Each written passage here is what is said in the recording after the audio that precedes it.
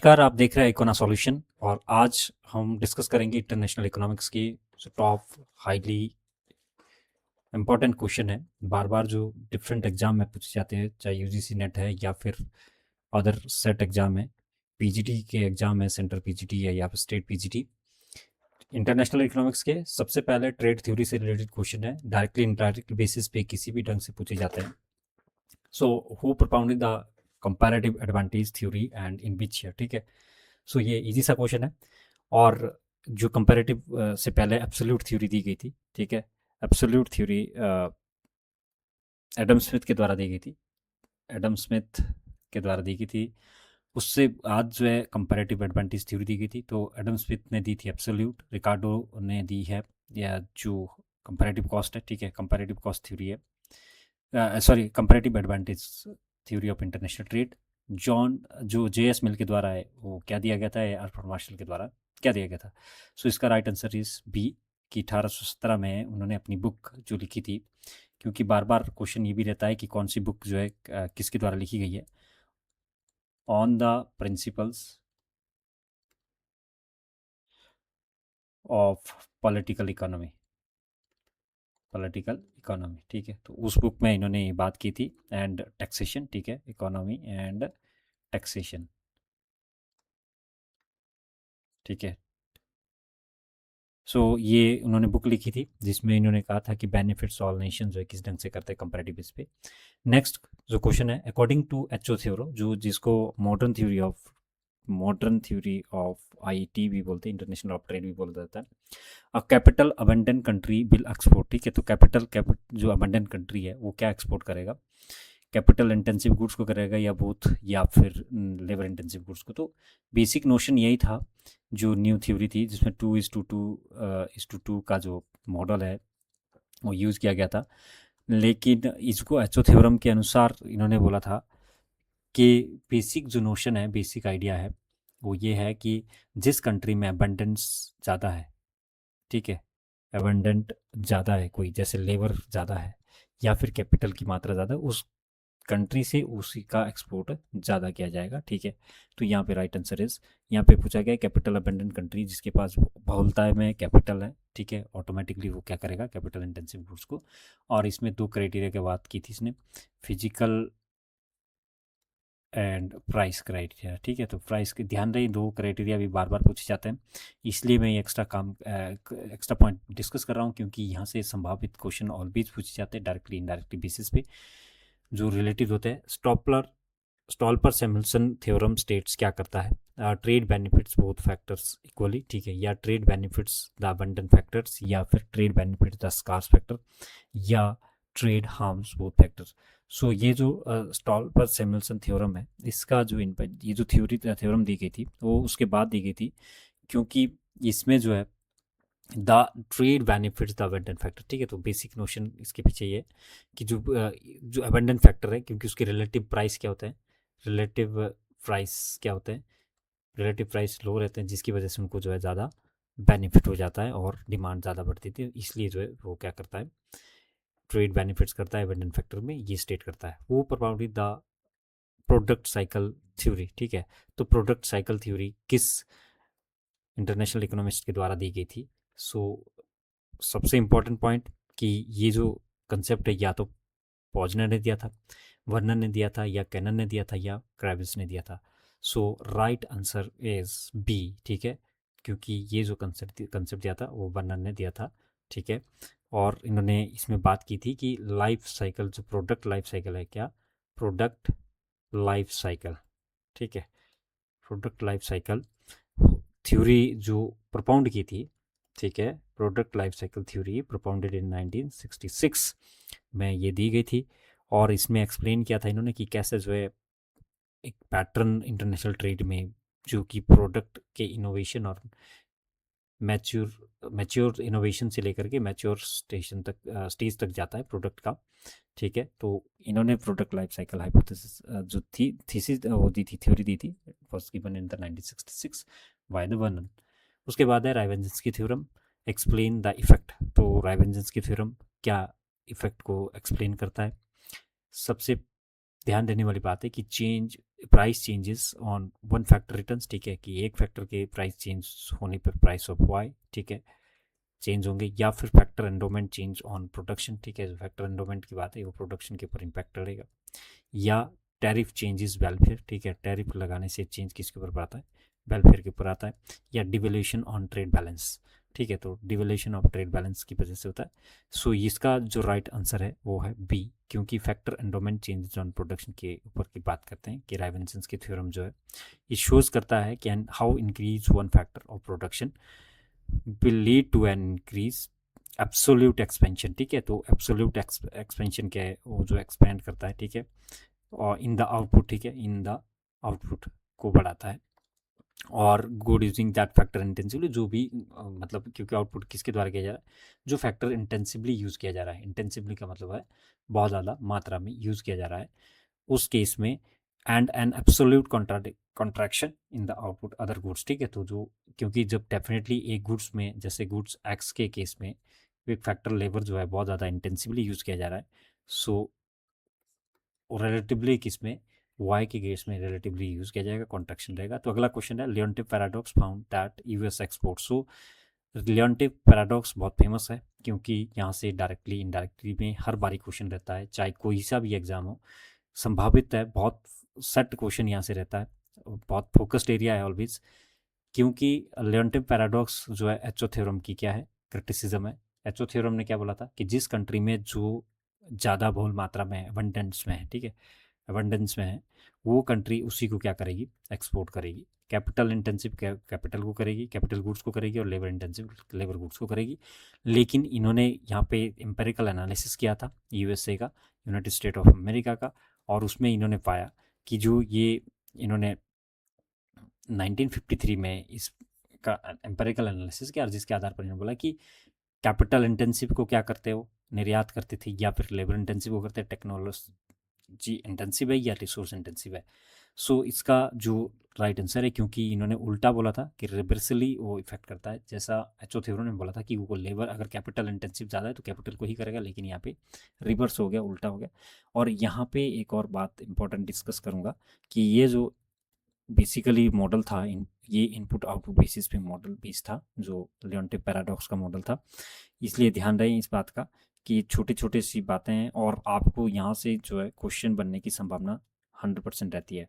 Which theory emphasizes that trade occurs when one factor endowments are similar. कौन सी theory ये करती है, कौन सा सिद्धांत व्यापार का तब होता है जब कारक जो है बंदोबस्ती समान होती है, ठीक है, तो एचओ थ्योरी बोलती है, या फिर लिंडर्स थ्योरी है, या फिर क्रेविस थ्योरी है, रिकार्डो थ्योरी है। सो इसका जो राइट आंसर रहने वाला वो लिंडर की थ्योरी, ठीक है। तो लिंडर क्या बोलते हैं, लिंडर के अनुसार क्या है कि जो ओवरलैपिंग डिमांड्स होती है, थ्योरी सजेस्ट ये क्या करती है कि countries with similar per capita income, ठीक है, जो सिमिलर पर कैपिटा इनकम वाली कंट्री है, which have highly correlated with the similar factor endowments manufacturing और अदर के साथ, तो वहाँ पे ये ध्यान रहता है कि जो भी सिमिलर काइंड की फैक्टर एंडोमेंट्स वाली कंट्री है, वो किसने बात की थी, लेंडर ने थ्योरी, लेंडर की थ्योरी भी ध्यान है।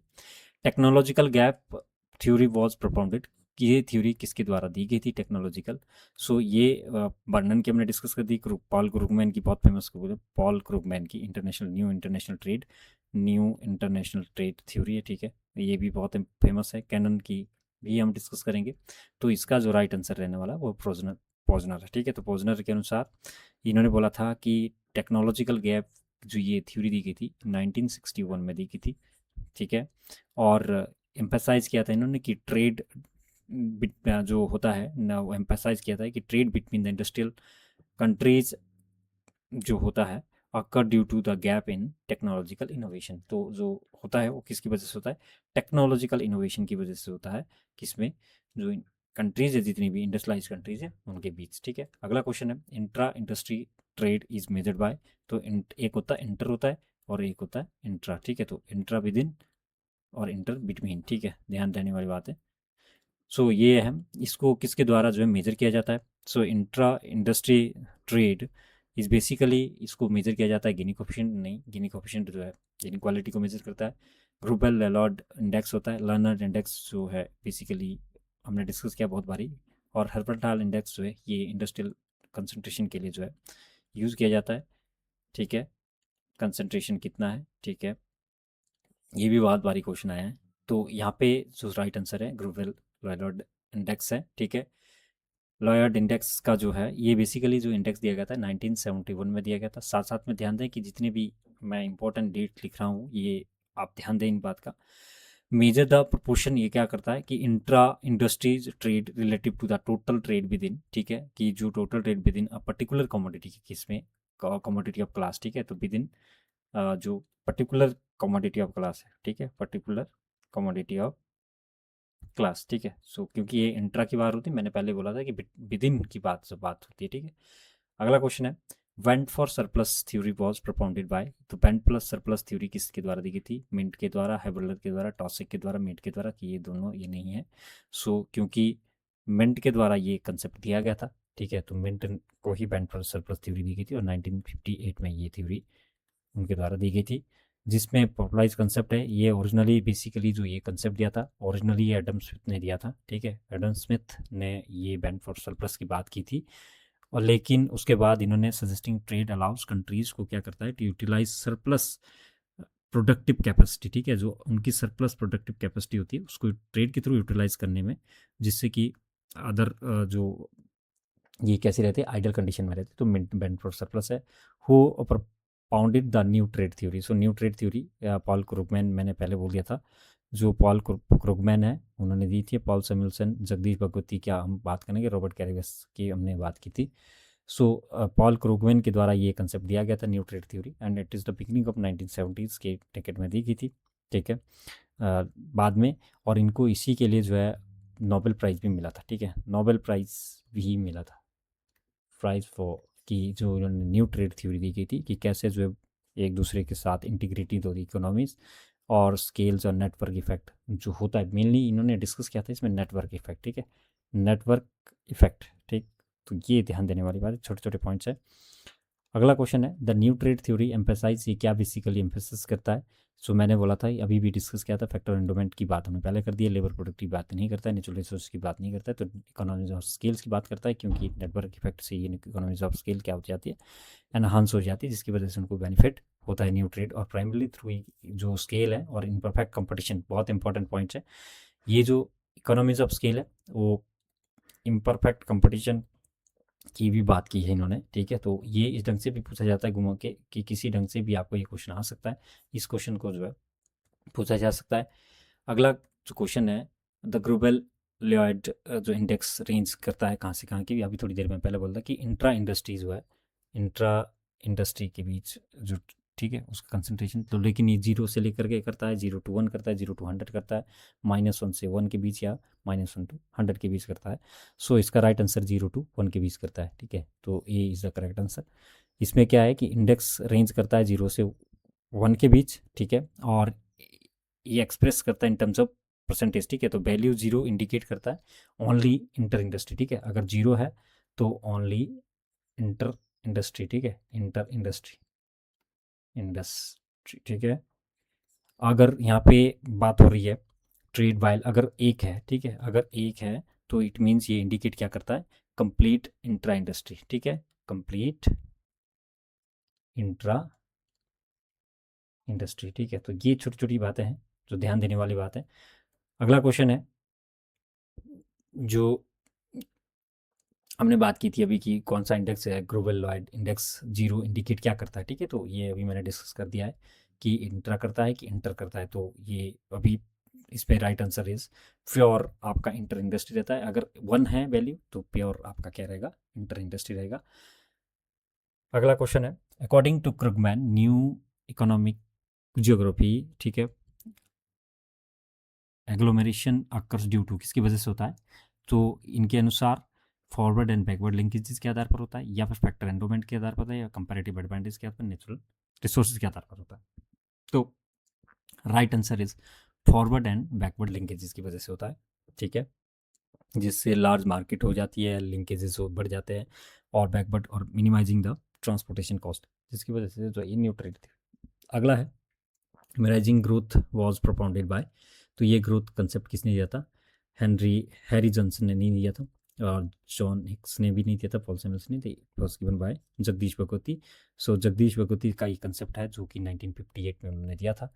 1958 में ये कंसेप्ट दिया गया था। इस कंसेप्ट में उन्होंने डिस्क्राइब किया था कि जो theoretical situation where economic growth makes a country worse off, ठीक है, तो ऐसी कंट्री जहाँ पे जो इकोनॉमिक ग्रोथ है वो कंट्रीज को क्या करती है, वर्स ऑफ बनाती है, ठीक है। टर्म्स ऑफ ट्रेड की बात की थी उन्होंने कि डिटोरेट हो जाती है, तो उस केस में जो है। अगला है कंडीशन फॉर इमराइजिंग ग्रोथ, कि क्या उसकी कंडीशन है, ठीक है। तो एक export based growth with in elastic demand, ठीक है। इम्पोर्ट भी बाइज्ड, ठीक है, sorry, import biased growth with elastic demand and neutral growth and balanced growth. तो राइट आंसर इज ए, क्योंकि export biased growth with in elastic demand होती है, ठीक है। तो बेसिकली इन्होंने फोकस किया था कि जितनी भी हमारी अगर लार्ज कंट्रीज एक्सपेंड करती है इस export and production, foreign demand उनकी जो है इन इलास्टिक हो जाती है and the world price of the export plunge करते हैं और causes terms of trade deterioration हो जाता है, जिसकी वजह से जो है उनको बेनिफिट होता है, ठीक है। तो ये मैंने डिस्कस किया था। Income terms of trade is given by the concept of income terms of trade, किसके द्वारा ये गिवन किया गया था, कंसेप्ट दिया गया था, और इसको कैलकुलेट कैसे करते हैं। So income terms of trade is concept is कैसे जो इसको कैलकुलेट किया जाएगा, quantity of import divided quantity of x, price of import on price of x divide by 200। सो इसमें कौन सा रहने वाला है, ये आपका ध्यान देने वाली बात है, क्योंकि इसका जो राइट आंसर रहने वाला वो है सी, ठीक है। तो प्राइस ऑफ एक्स, ठीक है, price of export into quantity of x, और डिवाइड करेंगे इसको प्राइस ऑफ इंपोर्ट के साथ, तो हम इनकम टर्म्स ऑफ ट्रेड जो है से कैलकुलेट कर सकते हैं। अगला क्वेश्चन है, according to Prebisch Singer hypothesis terms of trade of LDCs, तो जो लेस डेवलप्ड कंट्रीज होती है, लेस डेवलप्ड कंट्रीज होती है, ठीक है, तो उनके केस में टर्म्स ऑफ ट्रेड जो हाइपोथेसिस है उन्होंने क्या बोला था कि इंप्रूव होती है, डिटेरियोरेट होती है, या फिर रिमेन कांस्टेंट रहती है, या फ्लक्चुएट रेंडमली होती है। तो ये डिटेरियोरेट की बात की थी उन्होंने, क्योंकि जो लेस डेवलप्ड कंट्रीज है उनके अनफेवरेबल हो जाती है टर्म्स ऑफ ट्रेड, और इसी के कारण क्योंकि उनका प्राइस ऑफ प्राइमरी कमोडिटीज़ के केस की बात की थी उन्होंने, ध्यान दें, प्राइमरी कमोडिटीज़, ठीक है। तो ये क्वेश्चन इस ढंग से भी आया था कि टर्म्स ऑफ जो सिंगर हाइपोथेसिस है उनके अनुसार जो एलडीसीज में है, ठीक है, एलडीसीज में बेसिकली क्या होता है कि प्राइमरी गुड्स ज़्यादा होती है, एग्रीकल्चर के ऊपर ज़्यादा डिपेंडेंसी होती है, जिसकी वजह से उनकी टर्म्स ऑफ ट्रेड अनफेवरेबल हो जाती है, ठीक है। अगला क्वेश्चन है, the J curve effects relates to, तो जे कर्व इफेक्ट जो है किससे संबंधित है, टैरिफ से है, नहीं है, बिल्कुल नहीं है, सब्सिडी से नहीं है, कोटा से नहीं, ये बेसिकली डिवेल्यूशन से। और हमने काफ़ी डिस्कस किया है कि ये जो जे कर्व होता है बेसिकली इनिशियल में नीचे डिटोरेट होता है, देन आफ्टर स्टार्टिंग ये उसके बाद जो इम्प्रूव होना स्टार्ट हो जाता है, ठीक है। तो ये जे कर्व बेसिकली जो है डिवेल्यूशन से कनेक्टेड है, ठीक है। जब एक कंट्री जो डिवेल्यूट करती है अपनी करेंसी को, तो इनिशियल में उसका पीओपी जो डिटेरियोरेट होता है। Single factorial terms of trade consider क्या करता है, single factorial terms of trade, तो एक्सपोर्ट्स ओनली को कंसीडर करता है, या फिर इंपोर्ट्स ओनली को, या फिर प्रोडक्टिविटी इन एक्सपोर्ट सेक्टर, या डिसयूटिलिटी ऑफ प्रोडक्शन। सो इसमें जो राइट आंसर है वो है प्रोडक्टिविटी इन एक्सपोर्ट सेक्टर, ठीक है। तो ये productivity C is the correct answer, ठीक है। अगला क्वेश्चन है, according to Johnson classification ultra pro trade growth means क्या करता है, ठीक है। तो जॉनसन के अनुसार अल्ट्रा प्रो क्या ग्रोथ मीन्स क्या करता है, ठीक है। Exports grow faster than imports, import growth faster than export, और बोथ इक्वली, और एक्सपोर्ट डिक्लाइन। तो इसमें क्या होता है कि जो एक्सपोर्ट होते हैं वो बहुत ज़्यादा तेज़ी से क्या करती है, फास्टर देन ग्रो करते हैं इम्पोर्ट से, ठीक है। तो राइट आंसर इज ए, क्योंकि इसमें अल्ट्रा बेस्ड ग्रोथ में उसमें production of exportable commodities increases with bile, जबकि वो क्या होता है इम्पोर्ट कंपटीशन की वजह से फॉल एब्सोल्युटली करता है, जिसकी वजह से वहाँ dramatic surge in the trade volume में आ जाता है। अगला क्वेश्चन है, question number 23, which type of technical progress favour labour, ठीक है। तो कौन सी जो है टेक्निकल प्रोग्रेस लेबर को फेवर करता है, तो इसमें है neutral labour saving, capital saving, या बाइस, ठीक है। सो इसमें कैपिटल सेविंग जो होता है ये फेवर करता है न्यूट्रल, ठीक है, में लेवल रिलेटिव रहती है, और दस इसकी वजह से। अगला क्वेश्चन है very important, gravity model of trade suggest that, gravity model of trade suggest क्या करता है कि proportional to GDP and inverse distance, proportional to distance and inverse to GDP, proportional to both GDP and distance, and independent of both. So right answer is proportional to GDP and inverse to distance, ठीक है। तो ये ध्यान रहे कि जैसे Newton's के law की बात है, ठीक है। तो ट्रेड वॉल्यूम क्या करता है between the two nation is directly related, ठीक है। जो दो देश, दो कंट्रीज है ए और बी के बीच, ठीक है। तो इनका जो ट्रेड वॉल्यूम है कैसा है, डायरेक्टली रिलेटेड है टू इकोनॉमिक साइज से, कि अगर कंट्री का साइज एक बड़ा है और दूसरे का भी सेम है तो यहाँ पे ट्रेड वॉल्यूम बिल्कुल सेम हो जाएगा। एंड अगला क्या है, इन्वर्सली जियोग्राफिकल डिस्टेंस। लेकिन अगर सपोज देखो यह कंट्री जो है बहुत दूर दूर है और एक कंट्री बहुत दूर है, तो यहाँ पे क्या करता है, इन्वर्सली रिलेट करता है। तो ये ग्रेविटी मॉडल है। अगला क्वेश्चन है, जो प्रोटर्स का डायमंड मॉडल है क्या करता है इंक्लूड, ठीक है। तो प्रोटर्स का डायमंड इंक्लूड क्या क्या करता है, फैक्टर कंडीशन ओनली, नहीं।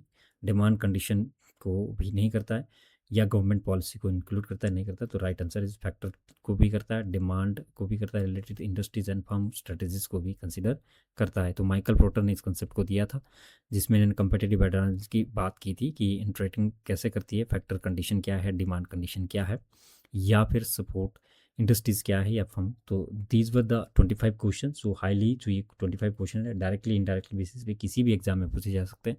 आप इनके साथ एक बार जरूर गो थ्रू करें, और जो भी कंसेप्ट इसके साथ एक्स्ट्रा बताए जा रहे हैं उनको भी और एक बार रिकैप करें। Thank you.